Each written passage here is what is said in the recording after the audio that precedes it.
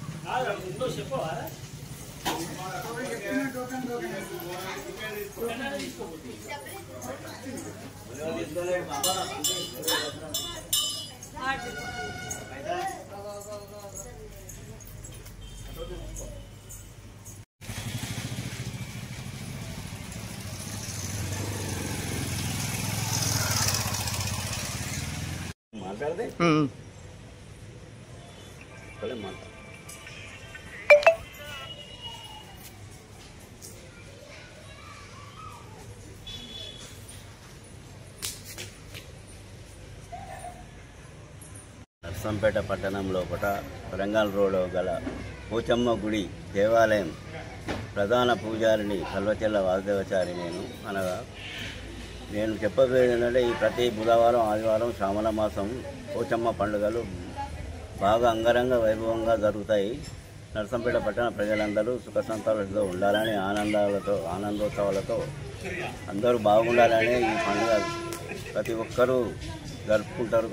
కావున ఇటువంటి ఈ పోచమ్మ దేవాలయం మీద నర్సంపేట పట్టణంలో గల రాజకీయ నాయకులు మా పోచమ్మ దేవాలయం మీద పెత్తనం చెలాయించడం, చైర్మన్ పదవులకు వీటికి వాటికి పోటీ పడి మా గుడిని అభిషేకాలు చేస్తూ ఉన్నారు. కాబట్టి దీనివల్ల ఏ రాజకీయ నాయకులు, ఏ చైర్మన్ కానీ ఇలాంటి బోర్డు పెట్టి మమ్మల్ని ఇబ్బందుల పాలు, నర్సంపేట ప్రజలను కూడా ఇబ్బంది చేయకుండా ఇలాంటి ఇక ముందు జరగకుండానైనా చూడాలనేది మేము రాజకీయ నాయకులకు మరీ కోరుకుంటున్నాము.